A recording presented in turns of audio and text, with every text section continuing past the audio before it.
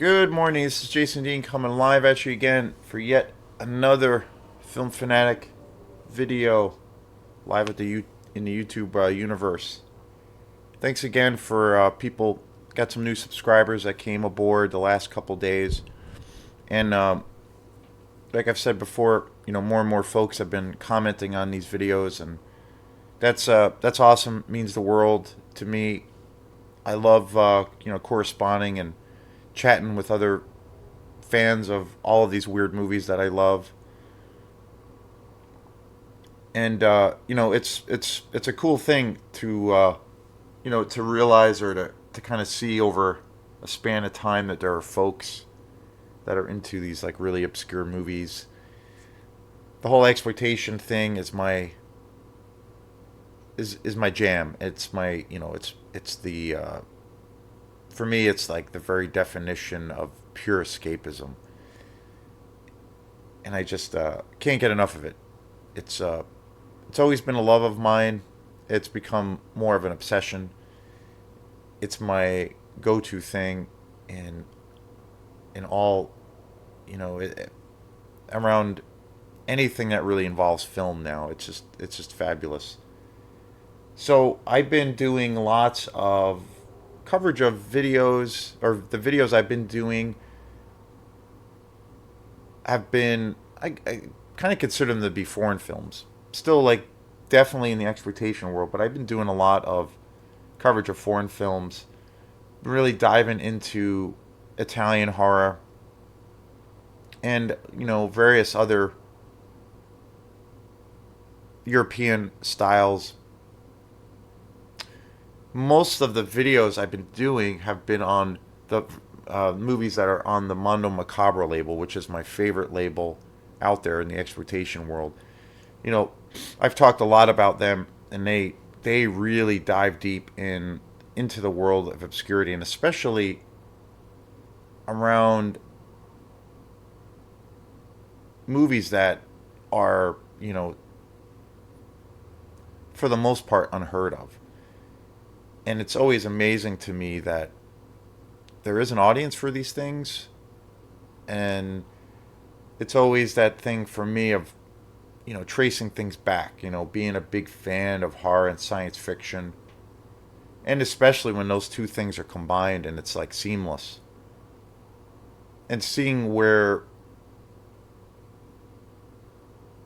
kind of the origins of those styles came from, and tracing back that lineage, and going back further and further, like, oh, there's this guy who directed movies during the late 80s, or I've used it as an example before, but like Sean Cunningham, who created the Friday 13th franchise in 1980.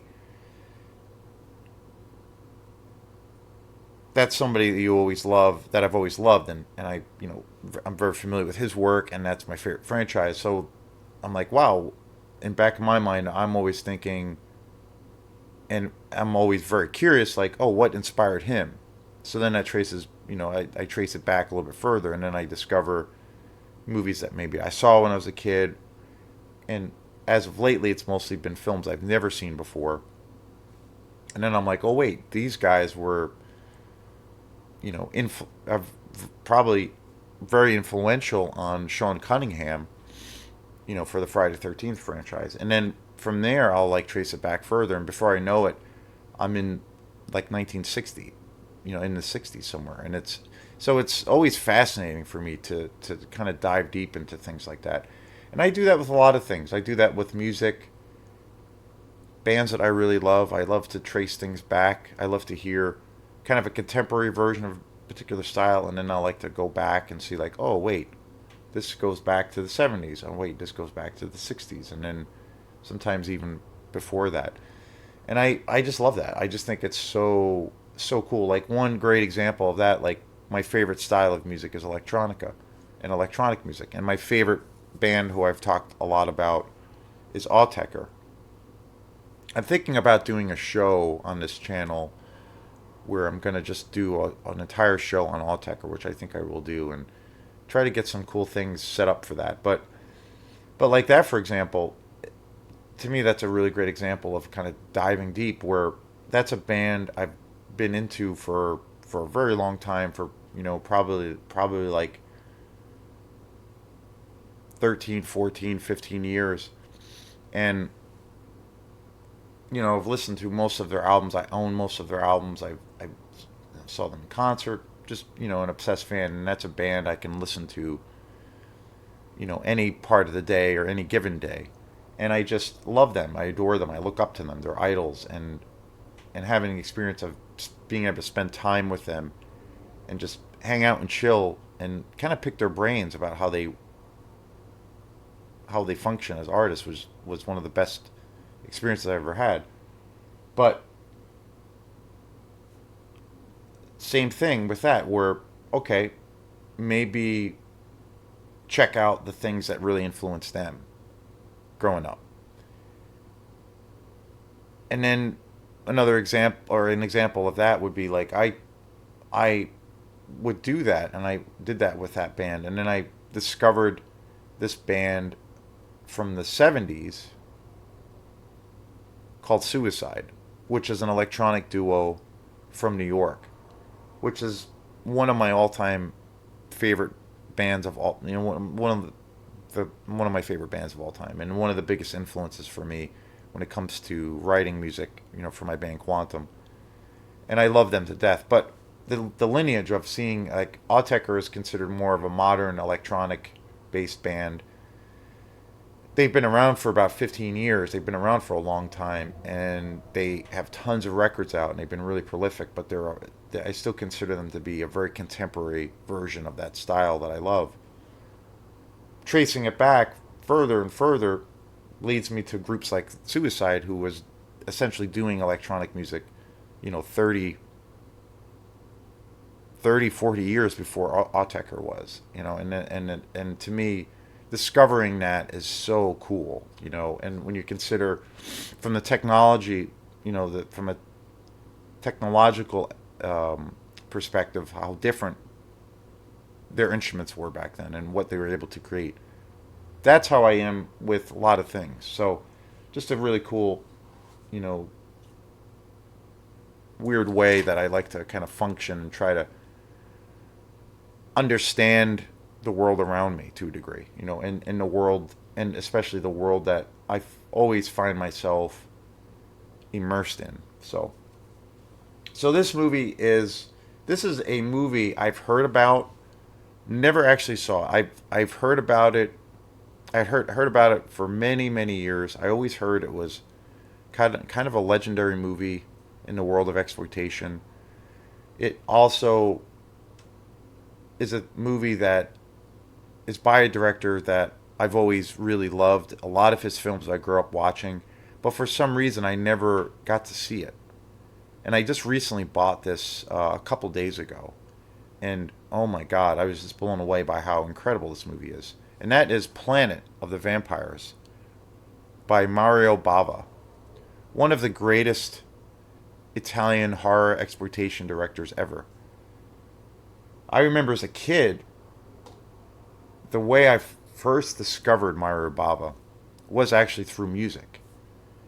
I remember as a kid, growing up, the first like bands that I was into, I was into Black Sabbath being, probably my favorite rock band of that time, and they're still, for me, one of the most iconic bands. But I was into like Black Sabbath, Led Zeppelin, things of that nature. But I was really into Black Sabbath just because of how dark their music was, and just their whole kind of horror movie aesthetic that they always had in their lyrical content, and also their imagery.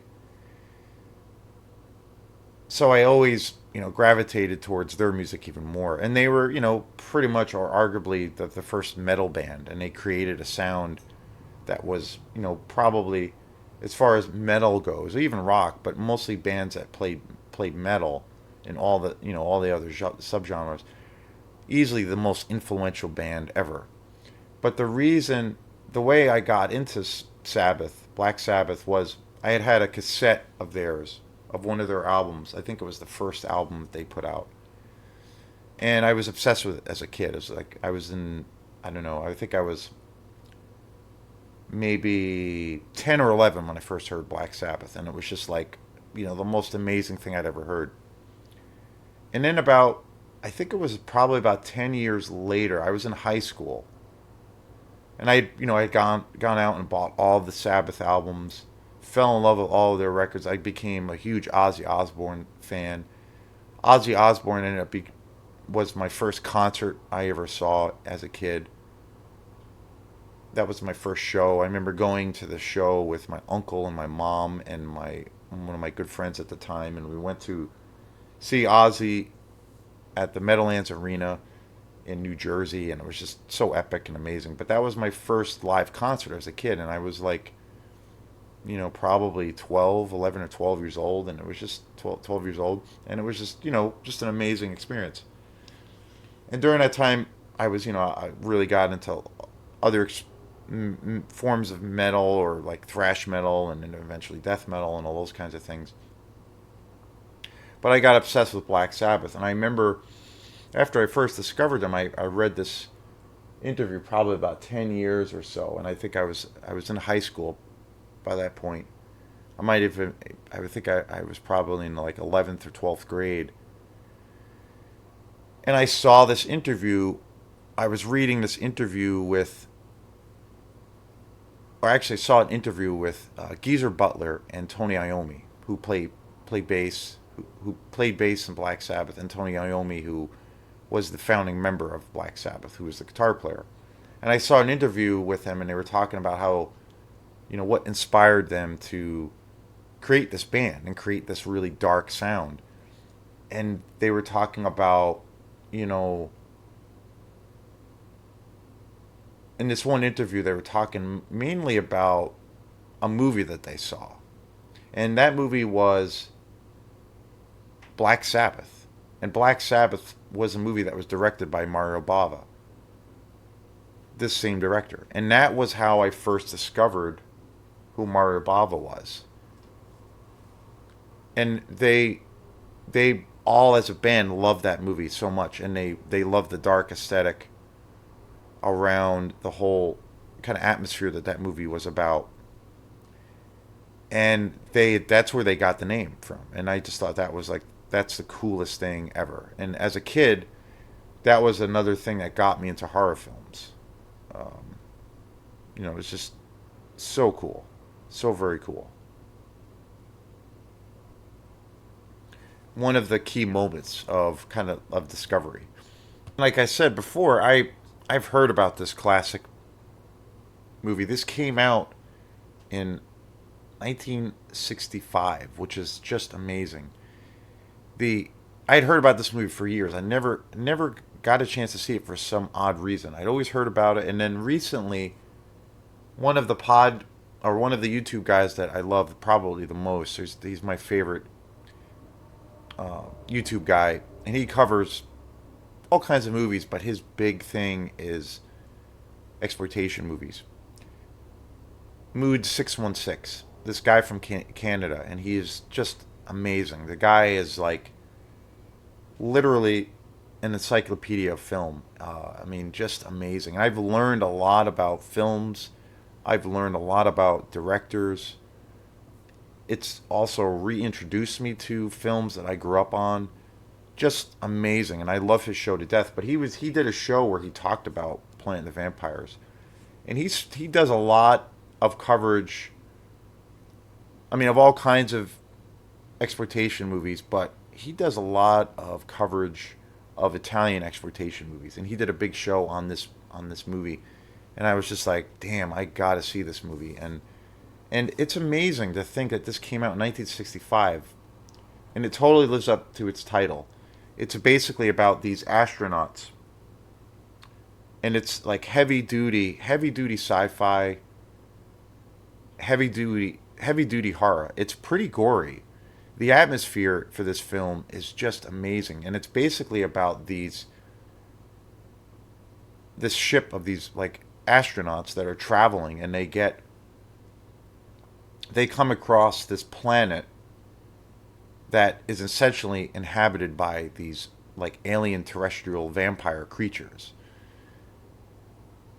And it's super trippy because it's part of the 60s, so there's a very psychedelic element to this movie.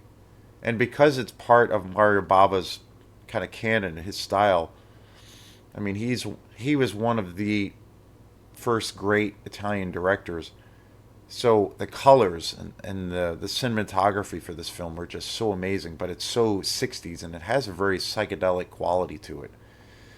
And it's really gory too. I was blown away by how gory this film is and how just for what it is, and even in today's terms, how kind of stunningly original this film is.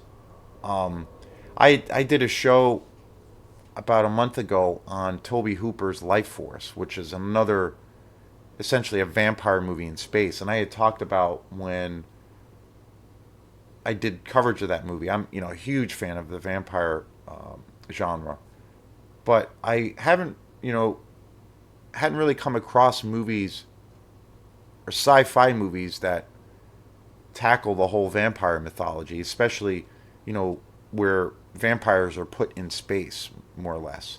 And Life Force was like one of those really rare movies, and that came out in the 80s, and I love that movie to death, and I did a show on that. But then I realized, well, Planet of the Vampires, this came out in the 60s, which predates Life Force by many, many years. And I'm like, wow, like, and so when I was watching this, I watched this for the first time actually last night. I'm just blown away by like how ahead of its time this movie is, and just the visual element, the atmosphere, the colors, the richness, how everything just pops at you.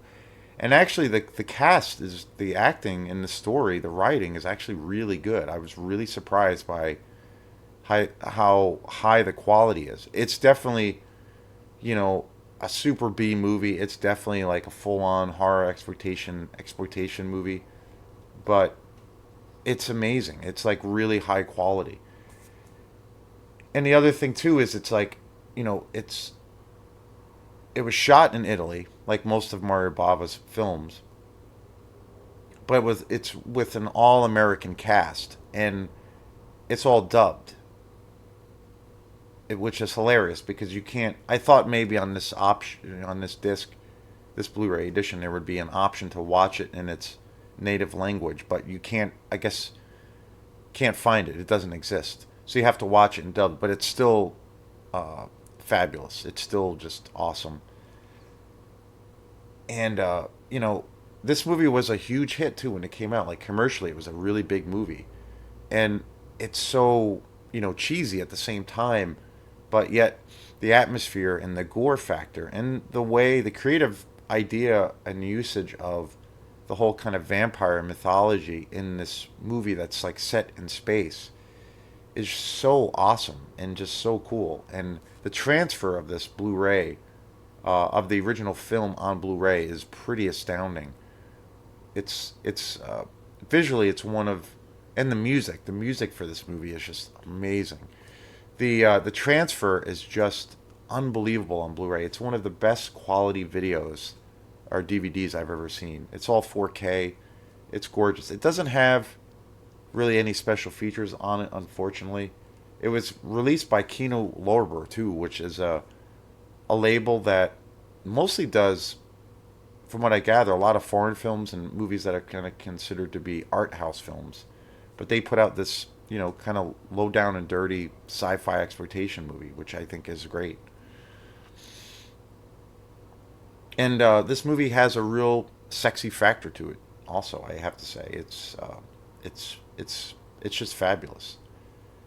But it's generally creepy. It's very suspenseful, and it's super entertaining. I mean, it's got all of those elements, and I can't say enough how about how many about how fabulous this movie is. I mean, it really is unlike anything I've seen. And to think that this came out, you know, in the '60s is crazy to me. Is wild. Um, so ahead of his time. And Mario Bava, like I said, was definitely one of he's like a legend in the world of Italian exploitation. I mean, the track record of movies he's done is just like unbelievable. He did Black Sunday in 1960, Blood and Black Lace, 64, A Day of Blood in 71, and Black Sabbath, like I mentioned in the beginning, at 63. Danger Diabolique, Kill Baby Kill in 1966, Planet of the Vampire, 65, The Evil Eye in 63. You know, he was one of the first Italian exploitation directors. He did films in the giallo style and also in the horror style. Probably most well known as a horror director, but I mean, he was doing some of these genre films way before anyone else. Shock in 1977. Uh, the House of Exorcism in 1975. I mean, just amazing. The Vampire in 1957. Hercules. I mean, the list is endless. I mean, so Odessa in 1968. Knives of the Avengers. He also did a bunch of westerns at one point. The Gunman called Jim in 1966. He's probably, like I said, he's most well known for his horror exploitation movies, but he did, you know, the giallo thing. He did some comedies. He also did some westerns. But looking at the amount of movies that he did, it's just amazing. And I grew up definitely seeing some of his films. You know, when I look through these lists or this list, there's definitely, you know, at least three or four I remember seeing as a kid, but I never, for some reason, I never got a chance to see this one, and I I'm so happy I picked this up. I'm wanting to watch this again, but if you're a fan of vampire movies and sci-fi, the sci-fi genre, like this is one of the greatest achievements in that genre. I mean, it's just spectacular. Beautiful transfer, amazing music, really good writing. Like I said, great cast. The direction is amazing. The cinematography is breathtaking. And like I've always said, one of the things that I love most about good exploitation movies, particularly horror exploitation, is if a movie has really cool atmosphere and it just you want to live in that world. This is like a prime time example of that. Amazing, amazing film. I can't recommend this enough. So if you get a chance, check this one out. And anything that you see with Mario Bava's name, you know, in the credits as being a director or a writer, especially a director, get check it out because he was a master filmmaker. You know, so good. So this is Jason Dean. So thanks again for everyone checking out these videos and, you know, commenting. Keep the comments coming and liking the page. So thank you again, and we will see you next time. Peace.